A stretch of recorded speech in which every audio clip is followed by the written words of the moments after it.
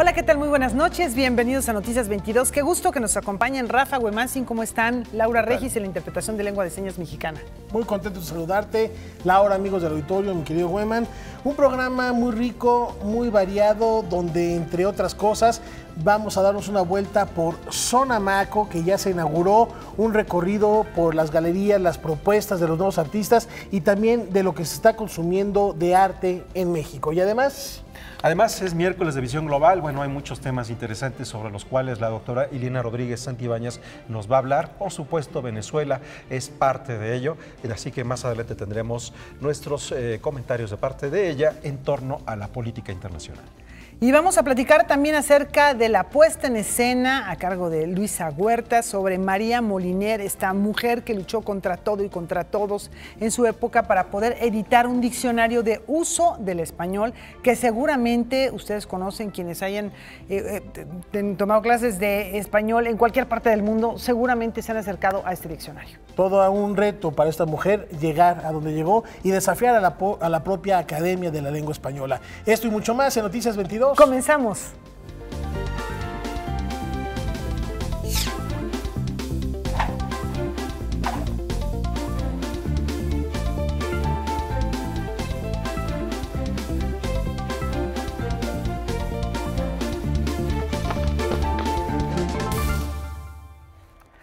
Bueno, comenzamos con reviviendo los mejores momentos, reviviendo los acontecimientos más importantes del Festival de Letras en Tepic, del que les hemos dado todos los detalles a lo largo de los días que lleva su desarrollo. En efecto, lo comentamos el día de ayer, la cuarta edición, una de las más concurridas, no solo en cuanto a personalidades de la literatura, sino también a público que ha fortalecido este encuentro editorial en esta región del país y que se está consolidando también como uno de los más interesantes para el intercambio de ideas. Así es. Bueno, Víctor Gaspar tiene los detalles. Vamos a escucharlo.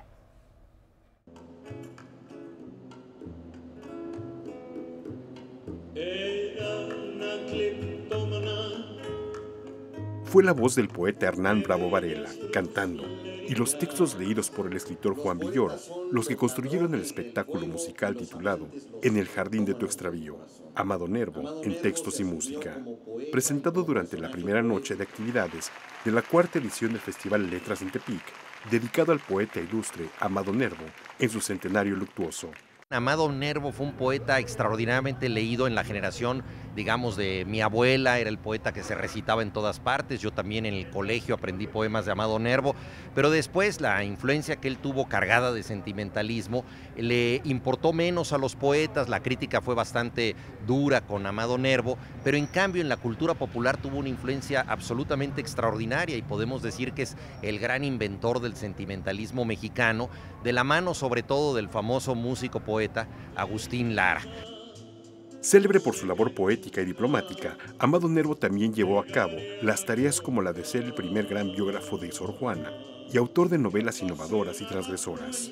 No obstante, su influencia también alcanzó a la música. El espectáculo contó con la participación del músico Guillermo Zapata, el caudillo del son, y con un particular estreno.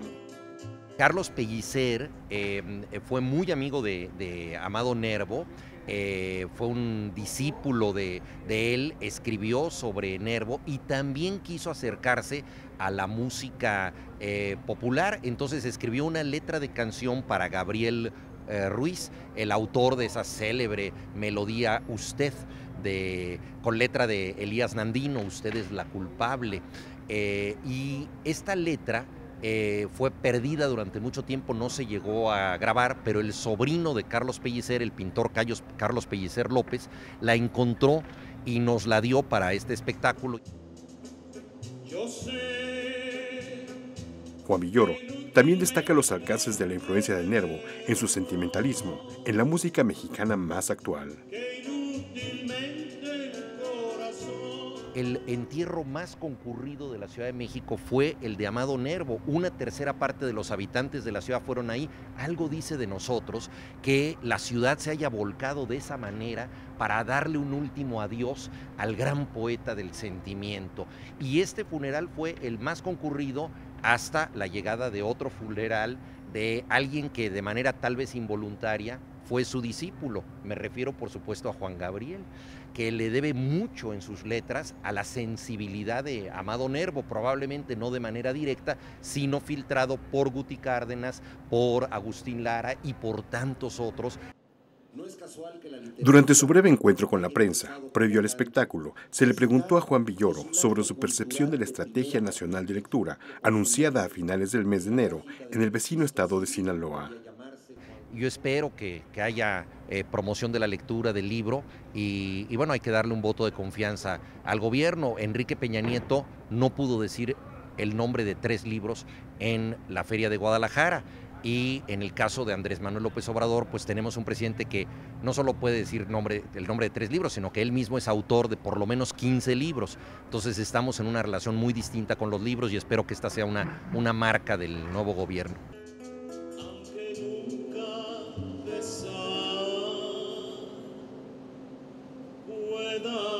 Noticias 22, Víctor Gaspar.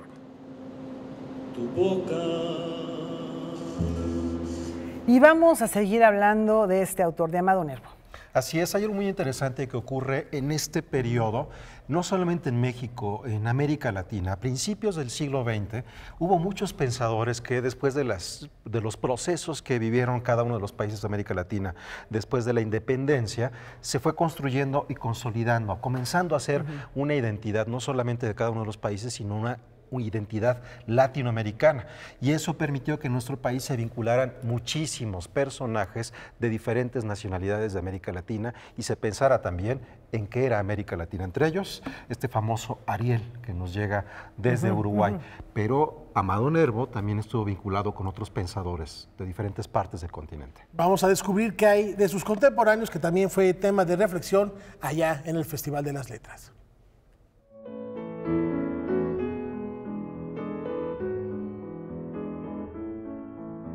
Una vida descrita como peliculesca, la del nicaragüense Solón Argüello, que a principios del siglo XX fundó una de las revistas más importantes de la capital nayarita.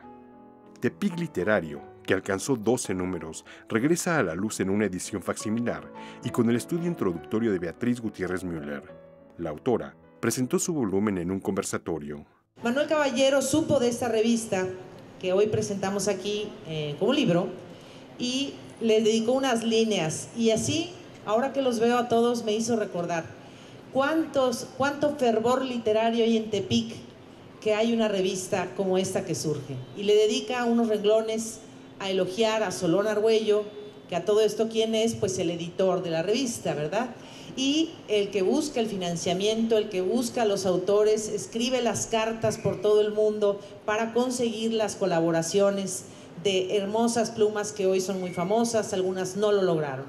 Nacido en León, Nicaragua, en 1879, maestro, editor y poeta, Solón Argüello también fue secretario de Francisco I. Madero y estuvo detrás de publicaciones como El Antirreeleccionista, en algunas publicadas en Guadalajara y en el célebre periódico Nueva Era tras el triunfo de Madero.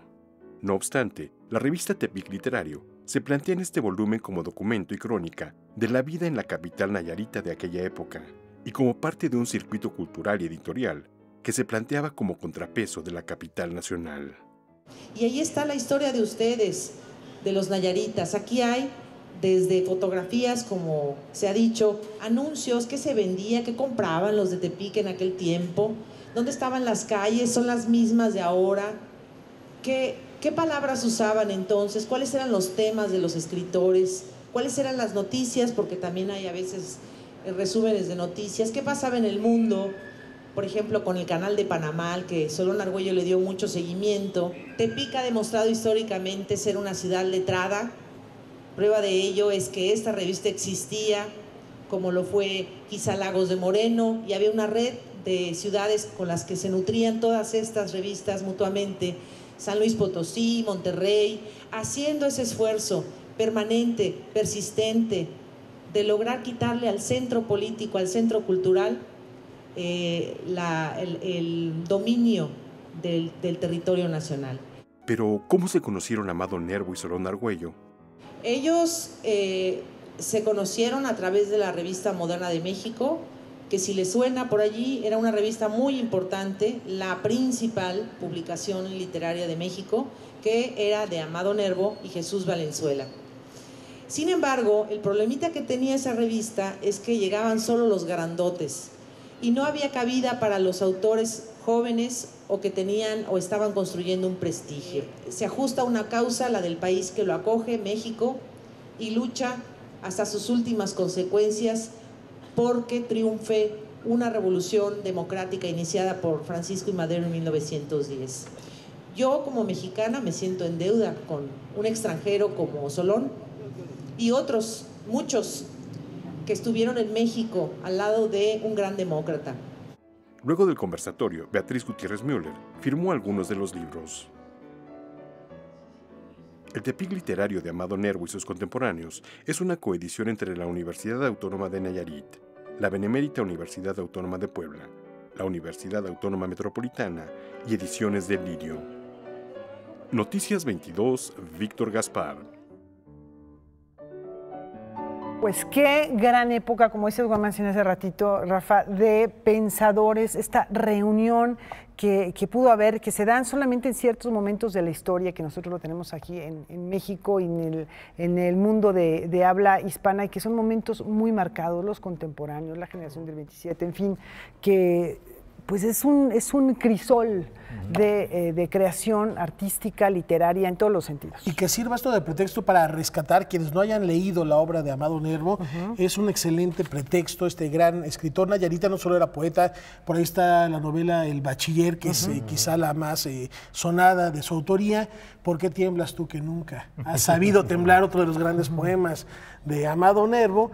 Y es el pretexto para releerlo, y quienes no lo hayan hecho, de verdad, decía hace ratito Villoro en su nota, el poeta sentimental, el poeta del sentimiento de México. Y bueno, también nos da la oportunidad, cuando vemos este tipo de trabajos, de acercarnos a esas revistas en donde se concentraron diferentes artistas e intelectuales en el momento, que en esa época había revistas por todos lados, y a la distancia resultan ser unos garbanzos de libra cada una. En el caso de las letras mexicanas ya hemos visto, esta es una de ellas, pero ocurría en todo el planeta, por más o menos un poquito más hacia acá, no tan a principios del siglo XX, pero en Portugal estaba la revista Orfeo, en donde escribió nada más y nada menos Fernando Pessoa, y así como esas, Argentina, por ejemplo, también la publicó. Sur, claro. Muchos años después, Sur con Borges y Bioy, ¿no? Y hacer la pertinente aclaración, las revistas no son lo que encuentran ahora en los expendios de periódicos, estas que están más bien dedicadas al espectáculo. Era verdaderamente un espacio para el pensamiento, para la poesía y para la libertad que se manifestaba en esas publicaciones. Revistas antes del Imperio Hearst. Y venía esto de esta tradición del siglo XIX, de la publicación en las revistas de relatos breves o de novelas por entregas, ¿no? Ahí está la invitación. Y tenemos más de esta fiesta de letras. Sí, los vasos comunicantes entre el oficio de reportero y el escritor también han sido motivo de conversación allí en Tepic.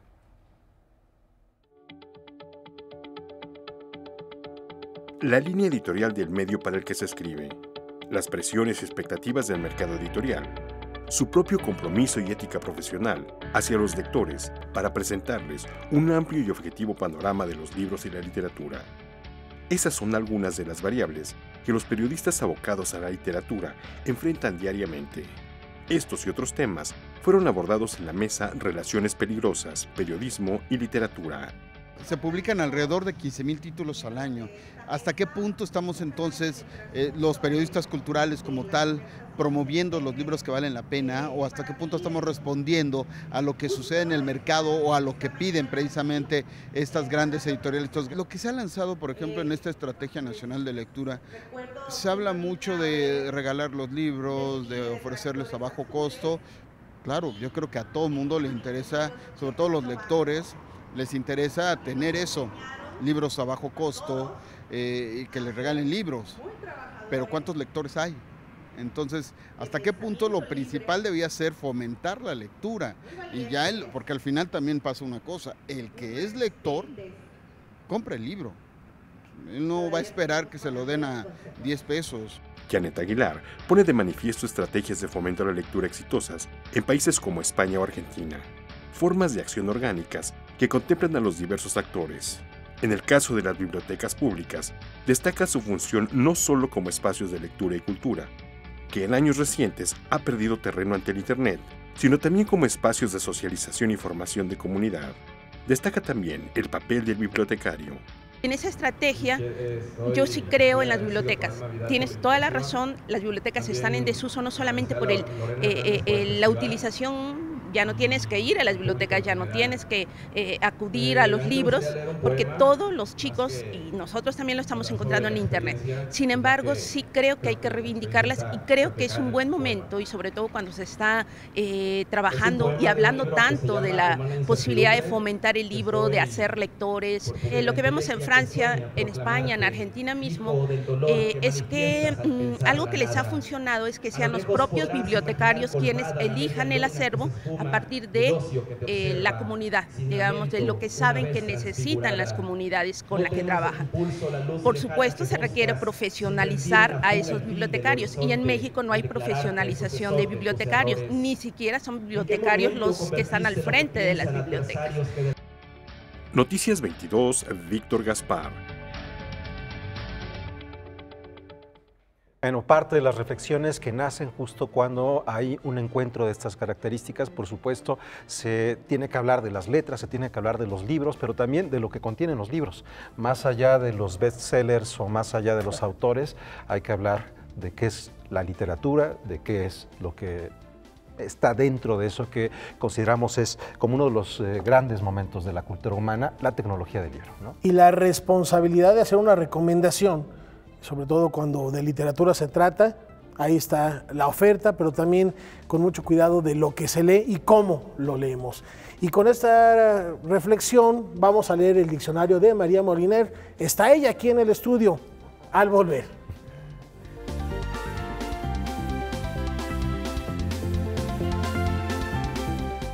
Continuamos aquí en Noticias 22. Rafael, habíamos compartido con todos nuestros amigos aquí en Noticias 22 en estos días que hay muchas actividades en torno a la actividad artística, al arte contemporáneo, tanto en galerías como en diversos foros, y hoy tenemos el gusto de poder hablar de uno de ellos, ¿no? Visitamos Sonamaco. Víctor Gaspar, platícanos qué podemos encontrar en esta fiesta del arte, de la cultura.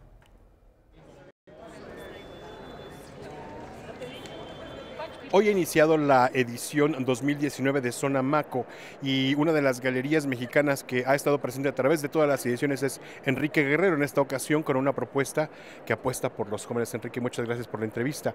Vemos un arte que de entrada nos sugiere algo pop, y también vemos texturas, materiales. Correcto. En esta ocasión estoy incorporando 3 artistas nuevos, muy jovencitos, de menos de 30 años. El que tenemos a la espalda es Franco Arocha, guatemalteco, y lo que es que él hace recorridos por la ciudad y va recolectando pintura que se está cayendo de las casas o de muros, y él crea su collage. Entonces, al mismo tiempo es como si fuera un mapa en donde vas recorriendo la Ciudad de México, y de la otra pues es una composición de colores increíble, ¿no? Los otros artistas, una es mexicana que vive en Austria, y la otra es una artista muy jovencita peruana. Imágenes también creadas con fibras naturales. Háblenos un poco de estas 2 piezas en particular, una enfrente de la otra. Correcto. Daniela Edburg y Adela Goldbard. Adela Goldbard últimamente se ha dedicado a hacer acciones o performance en donde a través de la pirotecnia está recreando escenas políticas que han sucedido en México. De estas imágenes, ahora lo que hizo fue ir a Oaxaca con estos tejedores increíbles que hicieron con aguja este tapiz que representa justamente una escena, queman automóviles, es una protesta. El otro, el de enfrente, el de Daniela, lo que sucedió ahí es que ella descubrió que hay una gran cantidad de ranchos donde crían alpaca, que son como las llamas, y de ahí obtuvo toda la lana y empezó a crear cosas. Primero hizo una reproducción de piedras que encontraba en el paisaje de ahí, y después lo que hizo fue crear este patrón de hojas con los colores de los árboles que dependiendo de la temporada van cambiando de color. Y de ahí puso las imágenes que tomó en esa misma ciudad sobre ellas. La propuesta de la Galería Enrique Guerrero, galería mexicana que tiene sede en la Ciudad de México y en Houston. Correcto. Rafael, amigos de Noticias 22, pues regresamos con ustedes al estudio y más adelante les tenemos más de esta feria que inicia el día de hoy. Muchas gracias, Víctor. Por supuesto, en un ratito más regresamos contigo para saber cómo se vive Sonamaco. Y por lo pronto, lo prometido es deuda, decía Luisa Huertas. Ay, qué miedo que esté aquí María Moliner, pero sí está aquí de alguna manera, en esencia, con una propuesta extraordinaria, Guama. Así es, una obra de teatro que está en torno a la vida de esta lexicógrafa española, y está Luisa Huertas con Laura Barrera.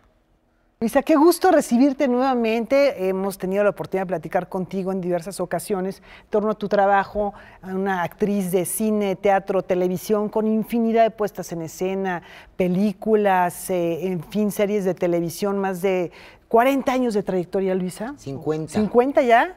50 años de trayectoria y bueno, siempre destacando además directora fundadora de CEUVOZ, Centro de Estudios para el Uso de la Voz, integrante de la Compañía Nacional de Teatro, en fin, unos cuantos datos, ustedes seguramente la conocen y una forma de conocerla es ver la manera en que se apropia de este personaje que mencionaban Rafa y Huemanzin, de María Moliner, una mujer que tuvo que luchar contra todos los presagios de la época, contra todo lo establecido, con el objetivo de poder publicar un diccionario que es completamente diferente a todos los diccionarios que hay, que no es un diccionario de definiciones, sino de uso.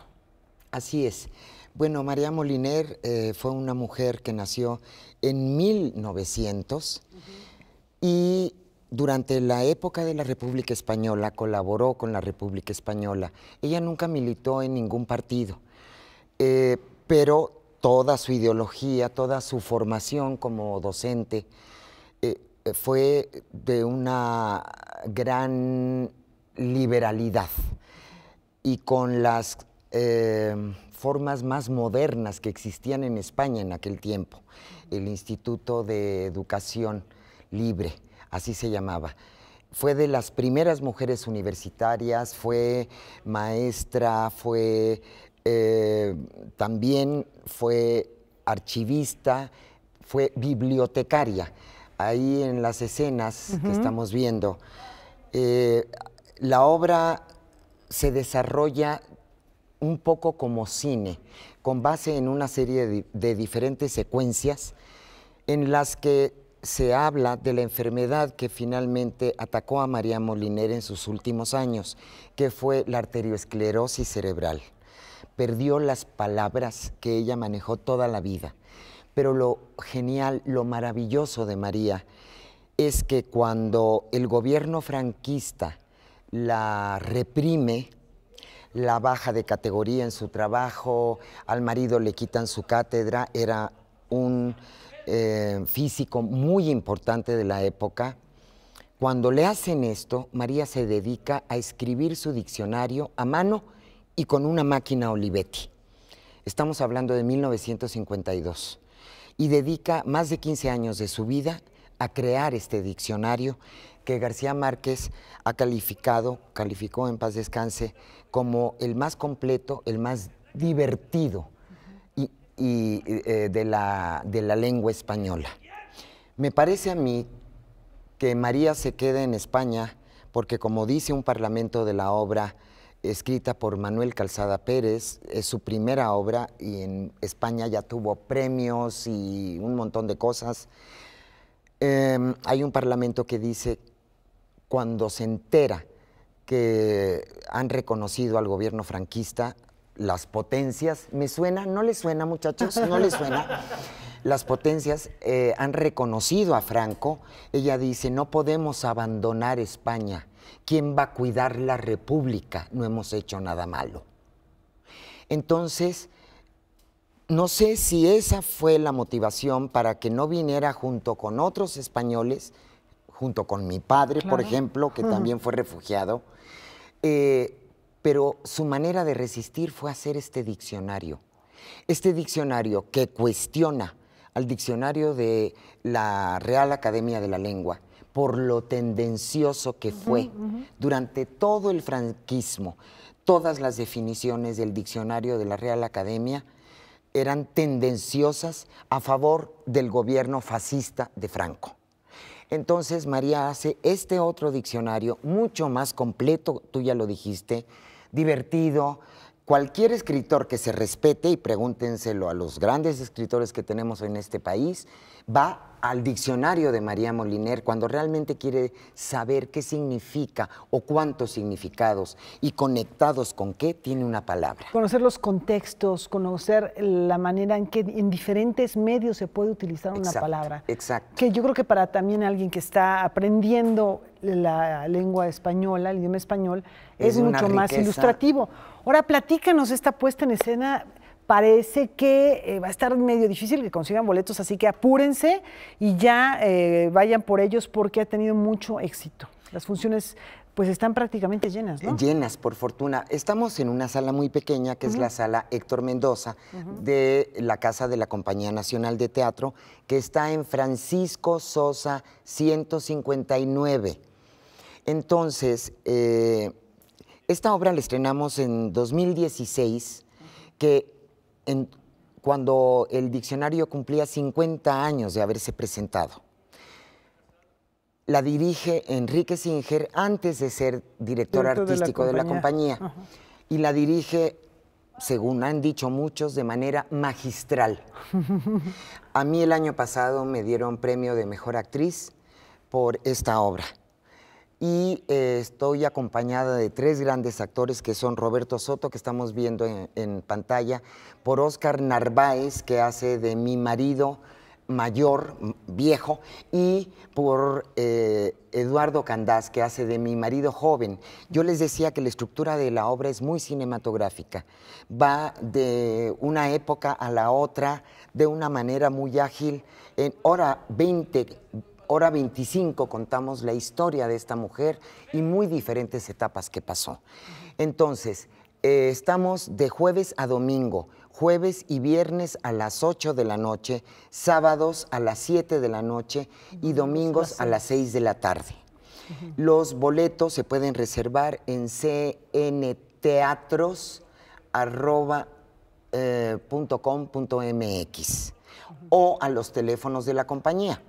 Ahí está, cnteatro.inba.gov.mx. En esta página pueden encontrar que, bueno, pues es la Compañía Nacional de Teatro. Si no, en cualquier buscador pongan Compañía Nacional de Teatro, el diccionario, y bueno, ahí van a encontrar la manera. Y ahí van a aparecer los teléfonos, la dirección, los horarios, etcétera. La obra se llama El Diccionario, de Manuel Calzada Pérez, dirigida por Enrique Singer, en el repertorio de la Compañía Nacional de Teatro. Y lo único que quisiera decir es que los boletos son gratuitos, por eso hay que apartarlos con tiempo y hay que llegar temprano. Y ya nos tenemos que ir, así que los invitamos. Vamos a estar hasta el 3 de marzo.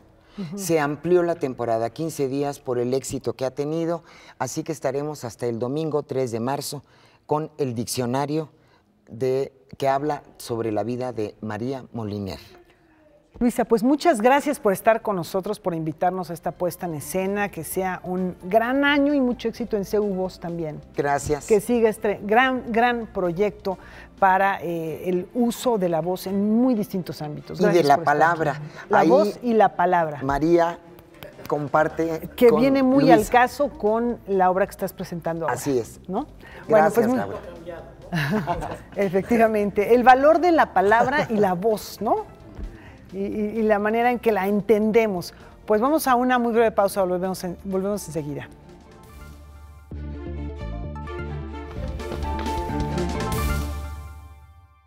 Y vamos a platicar ahora de Joan Manuel Serrat, que se va a presentar en el Palacio de Bellas Artes. Lucía, Vencidos y Barquito de Papel serán algunos de los temas que el compositor catalán Joan Manuel Serrat interpretará en el Palacio de Bellas Artes como parte de su espectáculo Mediterráneo da Capo.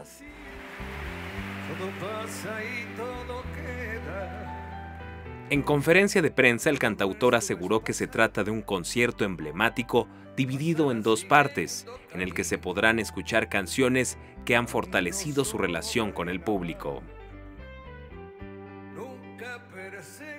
Una de ellas, con la que arranca el espectáculo, es un homenaje a este trabajo discográfico que se titula Mediterráneo, que fue escrito en 1971 y en el que interpreto las 10 canciones que están ahí, ¿no?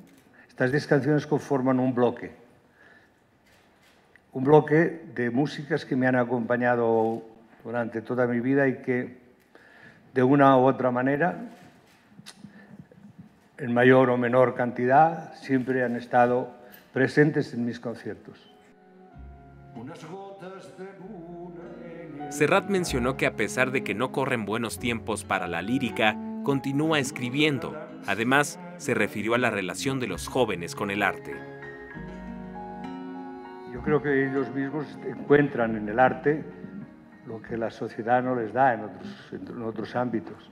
El gran problema que creo que se encuentran los jóvenes es no tanto dónde estudiar, sino para qué estudiar. ¿De qué me va a servir? Es decir, en una cultura en una sociedad en la cual la utilidad es pieza fundamental, es decir, todo ha de servir para algo. Si hemos ido del carro a la luna, sí, pero difícilmente nadie ha sido capaz de contar una Odisea o de contar una Ilíada, ¿entiendes? Nadie ha sido capaz de escribir un Quijote y nadie ha sido capaz de hacer poesía como Lope o como Quevedo. Bueno, pues ahí estamos en esta cosa que avanza a toda velocidad y sin frenos, y la otra que debemos estar tratando de conservar y de conseguir, porque sé una de las cosas que tiene el pasado es el valor de las palabras. Mediterráneo da Capo se presentará los días 7, 9, 14 y 17 de febrero. Con información de Karen Rivera, Noticias 22. Pues ahí tienen ustedes, esto es una oportunidad para encontrarse de nueva cuenta con Joan Manuel Serrat, que, bueno, en la tradición de habla hispana y de catalán, es uno de los cantantes más importantes. Más queridos, o sea, no solamente más admirados, sino también más queridos. Así es. Y todo pasa y todo queda, pero lo nuestro es irnos a Sonamaco. Ahí está Víctor Gaspar. Cuéntanos, Víctor, ¿qué te has encontrado en esta fiesta del arte y del diseño? Pues continuamos recorriendo Sonamaco en su primer día de actividades y nos encontramos con una primicia. La Galería Freixo, Angustias Freixo la fundó hace casi 9 años y ahora está por primera vez presente en esta edición de Sonamaco con pues un arte conceptual que además incluye a un emblemático artista mexicano, Felipe Ehrenberg. Sí, claro, Felipe, gran amigo y bueno, sentimos mucho haberlo perdido. Háblenos de las piezas que tiene de Ehrenberg. Bueno, de Ehrenberg quisimos traer algunas piezas históricas, tanto realizadas en la época de Boy Express en Inglaterra, como a su regreso a México, una pieza muy importante que es esta de la serie que se exhibió en 1996 de Violentos Violatus, y bueno, y también algunos registros de sus performances. También tiene una propuesta performático-tecnológica. Aquí hay un registro de una emisión, pero lo que presenta aquí es el registro de esa emisión en imágenes y pues en marcos. Sí, exactamente. Es de Concha Jerez y José Iges, dos artistas muy importantes españoles, y esta es una pieza del 85 que se hizo para la Kunsthalle de Viena y que fue un programa radiofónico. Y en tecnología también traemos un programa de ordenador que son toda esta serie de insectos, en este caso cucarachas, subiendo por la pared y formando el signo dólar. Esto es de Antoni Abad, que fue un autor que representó en la Bienal de Venecia pasada el pabellón de Cataluña. ¿Hay algún concepto concreto que podamos destacar? Por ejemplo, vemos, como ya mencionaba, el signo de dólares formado por cucarachas. ¿Podría haber alguna lectura? ¿Hay un elemento de crítica social o de crítica incluso tecnológica? ¿Está ahí? Más que tecnológica, sí, social y política. La característica de la mayoría de nuestros artistas con los que trabajamos es que, bueno, son muy activistas políticamente hablando, como el caso de Felipe, que todos lo conocemos, ¿no? Pero también hay otros españoles que también en esa línea y siendo más jóvenes sí hacen una crítica sobre todo de los temas económicos y sociales que estamos viviendo en el mundo, ¿no? Al fin y al cabo los artistas son los testigos del presente, ¿no? Entre toda esta producción usted identifica eso, la protesta social, la condena social, la crítica social como una tendencia en el arte español y en el resto del mundo, en Latinoamérica?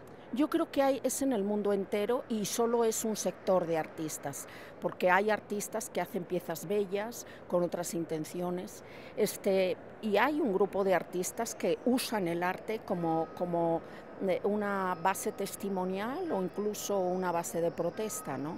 Y nosotros especialmente somos una galería que hemos abrazado a muchos artistas de esos, ¿no? Pues muchas gracias, Angustias, le agradezco la entrevista y esta es la oferta, la primicia de Galería Freixo, por primera vez en Zona Maco 2019. Regresamos con ustedes.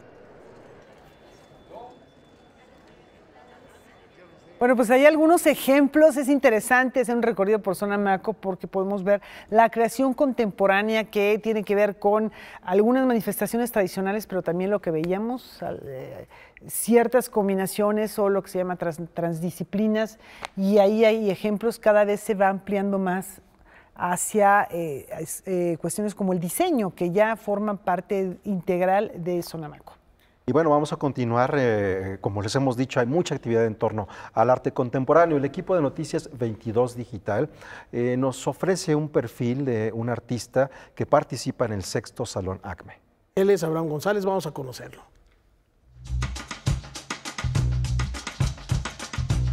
Mi nombre es Abraham González Pacheco, soy artista visual, dibujante, excavador aficionado, un poco de todo, también un poco de escenografía.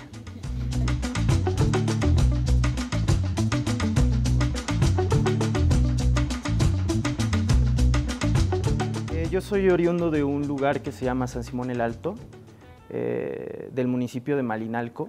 Es una comunidad pequeña, la cual tiene mucha historia y al mismo tiempo carece de ella.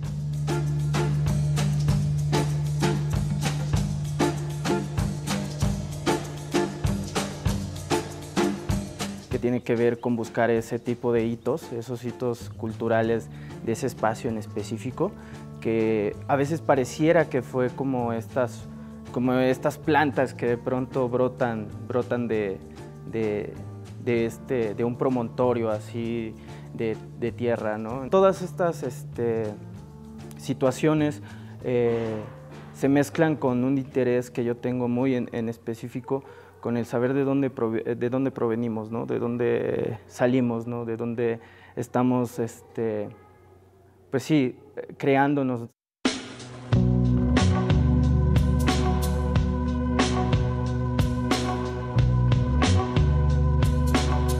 Lo que hice fue cavar a pico y piedra alrededor de 20 días y construir un basamento ficticio con una estructura de madera que lo rodeaba, en el cual las personas se podían subir y podían apreciar el vestigio arqueológico que había ahí.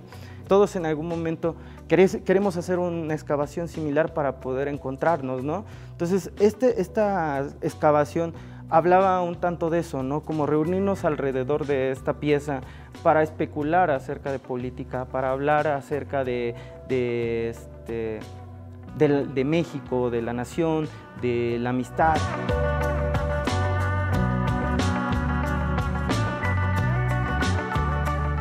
Está muy nutrido por el dibujo. Hay una constante en la apropiación de ciertos elementos, como son el grafito, como los lápices de color, por la cuestión de registro, ¿sabes? Que pueden llegar a dar, no tanto por quizás sí por la facilidad que pueden dar para poder tener como cierta estructura en los dibujos, pero va más bien por la historia de estos materiales, cómo se usaron.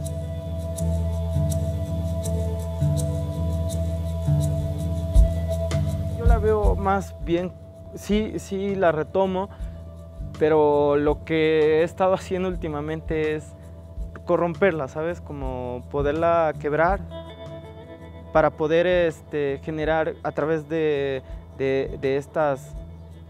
estos restos una memoria personal.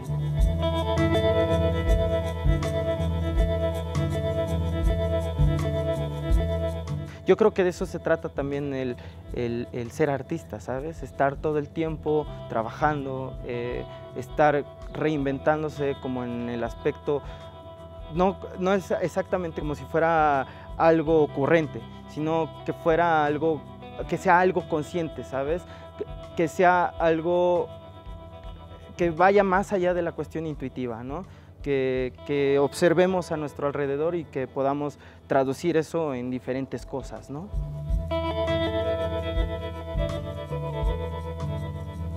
Bueno, pues ahí tienen otra propuesta artística. No es momento de hacer una pausa, pero tenemos mucho más al volver. Visión Global, no se vayan.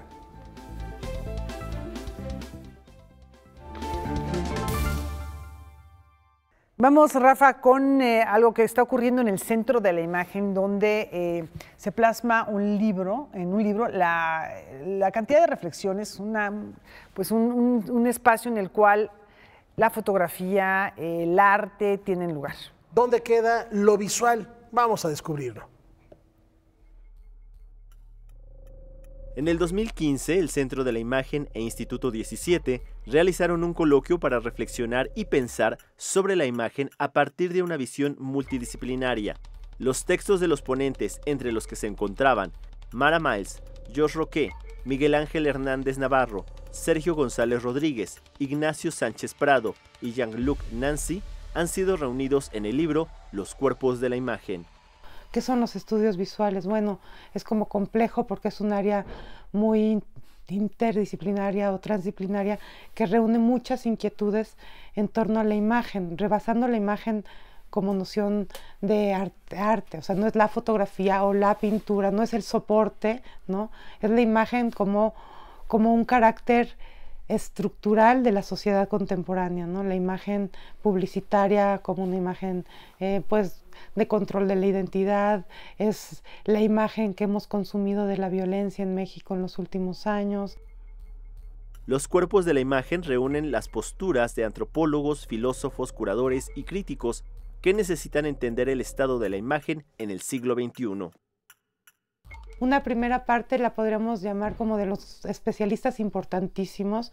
Logramos reunir en este coloquio de 2015 a algunos de los autores pues, más significativos que están pensando este asunto de cómo, desde dónde estudiar la imagen, ¿no? Jean-Luc Nancy, Mitchell y Kate Moxey, son como tres autores que realmente nos dan mucha teoría, mucho concepto desde dónde abordar, ¿no?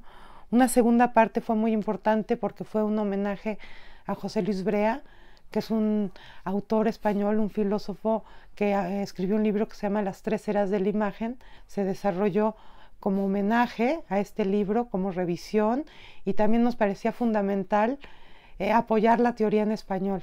Y la tercera y muy importante parte se dedicó a mapear o a entender qué sucede con los estudios visuales en México, cómo podemos entender el cine, la televisión, las artes visuales, las artes digitales, desde nuestro contexto, nuestro país, y quiénes son esos especialistas.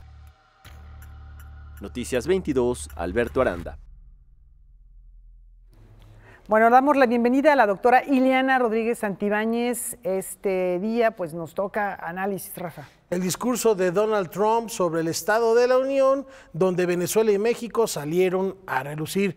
Bienvenida, Ileana Hueman, vamos contigo. Gracias, buenas noches. Hola, Hueman, sí. ¿Qué tal? ¿Cómo estás, Ileana? ¿Cómo ves esto que pasó con Donald Trump? Bueno, pues es interesante todo el Estado de la Unión, el informe que hace. Primero decir el contexto.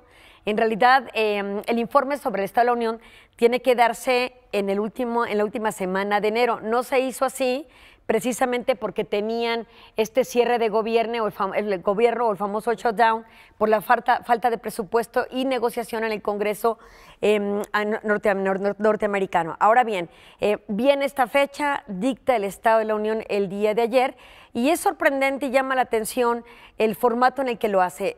Yo vi un Trump menos enérgico en su propia personalidad, un poco más relajado que en el primer informe del Estado de la Unión el año pasado, menos amenazante que en otras ocasiones y con un tono conciliador relevante. ¿En qué sentido? Él habla, por ejemplo, al hacer la crítica que llevó a desfasar el informe a esta semana, pide la unidad al Congreso, esta división partidista que ha pedido que él realice muchas de las cosas de sus propósitos. Pide la unidad. Y la otra también, hablando un poco de política exterior y de seguridad interna, habla básicamente de desplazar la amenaza por la grandeza.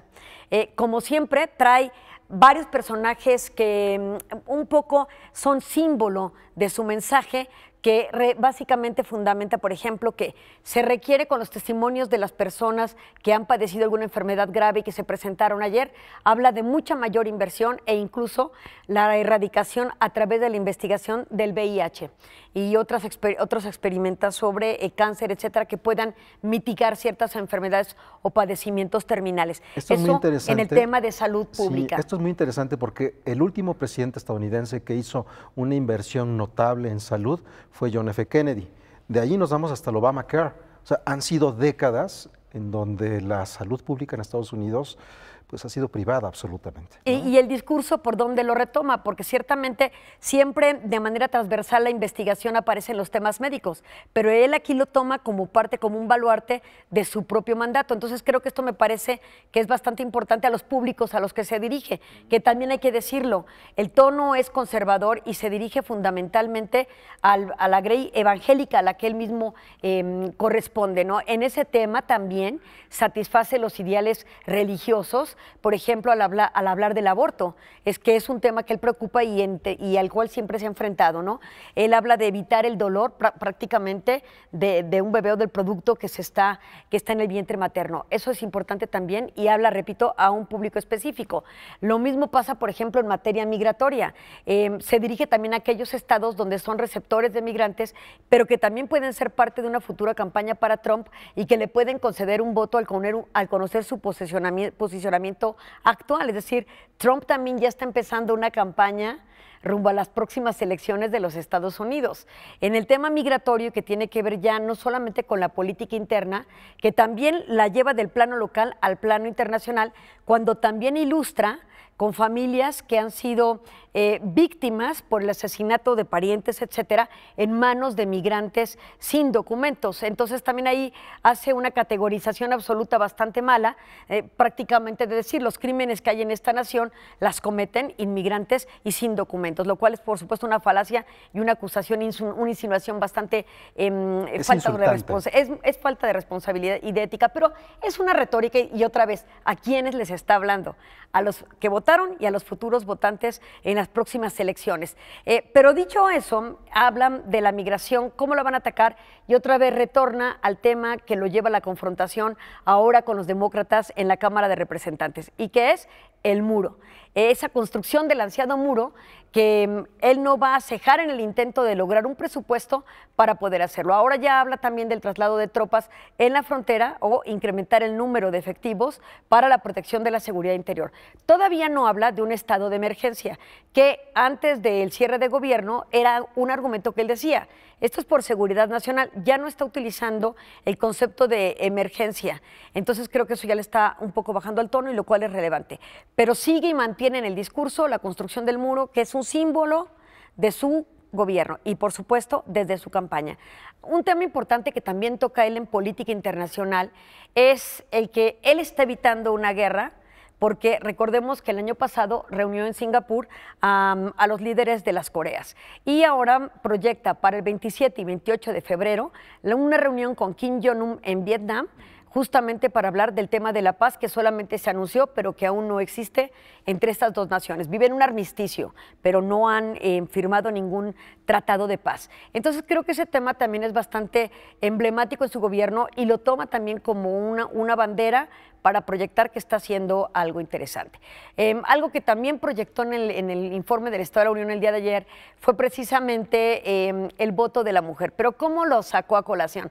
Bueno, él habló del incremento de las fuentes de trabajo de más de un 53% de ocupación de mano femenina en los Estados Unidos. Y ahí, por supuesto, las demócratas que vestían de blanco en alusión al movimiento sufragista de finales del siglo XX, del siglo XIX y principios del XX, básicamente se levantaron y pues, por supuesto celebraron destacar el valor de la mujer en un rol ya laboral, ¿no? Entonces también ese es otro símbolo que utiliza, el voto femenino, el valor de la mujer. Entonces sí vimos varios símbolos que él en el discurso ha manejado, proyectados ya ahí en vivo y tratándolo de sustentar con varios temas importantes. Algo muy interesante aquí tiene que ver con el tema Venezuela.